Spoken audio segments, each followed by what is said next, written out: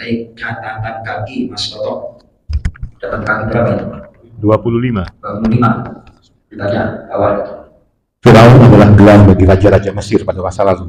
Menurut sejarah, Firaun pada masa Nabi Musa alaihissalam ialah nenek anak Ramses. Ya, jadi antara 1232 dan 1224 sebelum Masehi. Ternyata Ramses atau Firaun itu sudah lama sekali.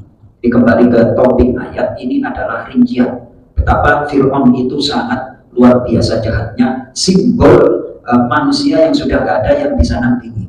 Sampai hebatnya kejahatan itu ngaku Tuhan. Ya contoh ya, kalau pemimpin sekarang kan gak ada ngaku Tuhan. Donald Trump masih gak ada apa-apanya mah Firaun ngaku Tuhan. Terus bentuk kejahatannya itu, ini kalau sekarang kan ada genocide kan, ya, itu yang laki-laki dibunuh, masih bayi dibunuh, kemudian yang perempuan dibiarin. Itu sebenarnya berangkat dari apa? Dari kegelisahan, ya kan? Ketika Firaun itu tiba-tiba mimpi ada seorang lelaki atau anak yang nanti akan menggulingkan kekuasaan Firaun, bangun gelisah. Nah, gara-gara Firaun gak punya doa, alhamdulillahilladzi ahyana wa kama amatana wa ilaihi nusyur, langsung terpenuh, dipanggil tuh tukang-tukang penasehatnya yang ahli mimpi, malah dijerumuskan, ya kan? Gara-gara datang ke tukang ramal, dijerumuskan. Nanti ini berbahaya paduka kalau tidak dikondisikan. Udah keputusannya, wah lagi emosi, dikompor-komporin lagi, ya kan?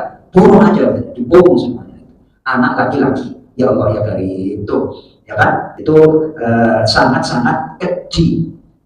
Itu si Firaun itu, kalau dalam Al-Quran satu tokoh itu disebut namanya, tidak akan terulang. Tidak akan apa?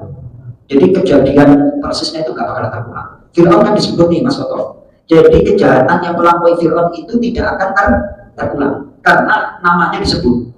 Contoh lagi kisah Sayyidah Maryam. Sayyidah Maryam itu kan seorang perempuan melahirkan tanpa suami. Itu kejadiannya kok tidak akan terulang lagi. Kok ada orang yang ngaku, aku adalah dapat titisan dari Ibunda Maryam. Kenapa? Aku hamil, gak ada yang menghamili. Padahal apa nggak satu kalau sekarang itu, ya kan? Gak bakalan terulang. Jadi gara-gara terinspirasi dari Bunda Maryam, aku dapat mukjizat, misalnya itu. Terus tiba-tiba aku bunting sekarang, gak ada. Mana lakinya ini? Gak ada lakinya. Percaya kan?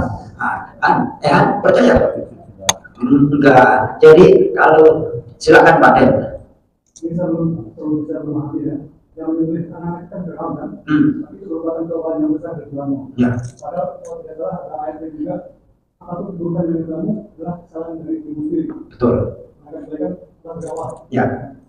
Kaitannya dengan ayat Baik, terima kasih. Kita buka wa fi dzalikum bala'un mir rabbikum 'adzim. Bala itu merupakan bisa diartikan bagi orang yang beriman ujian untuk naik derajat. Bagi orang yang tidak beriman, istilahnya cobaan. Antara cobaan dan ujian itu kan dua kata yang berbeda. Oleh para ulama, kalau bala terkait dengan orang beriman menaikkan derajat. Tapi kalau terkait dengan orang yang tidak beriman, cobaan untuk menggugurkan dosa. Baik, surah An-Nisa silakan terkait dengan pertanyaan dari Pak Del, halaman 90 ayat 79, ayat paling bawah itu baris kedua dari bawah. Ma'asawaka. Kita bunyikan ayatnya. Bismillahirrahmanirrahim.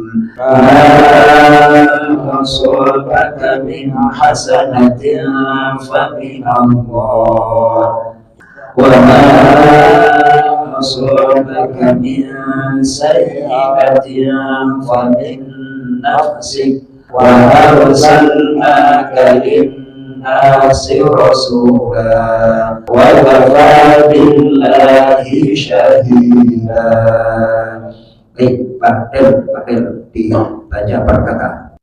apa saja yang aswabaka mengenaimu min dari hasanatin kebaikan atau kenikmatan, faminallah maka itu dari Allah. Lama dan apa saja yang aswabaka mengenaimu min dari sahiatin keburukan atau kesulitan, famin maka itu dari nafsik dirimu sendiri. Warsalnaka dan kami utus engkau Muhammad linnasi untuk manusia, Rasulah sebagai seorang Rasul, wakafa dan cukuplah billahi Allah syahida sebagai saksi. Cukuplah Allah sebagai saksi.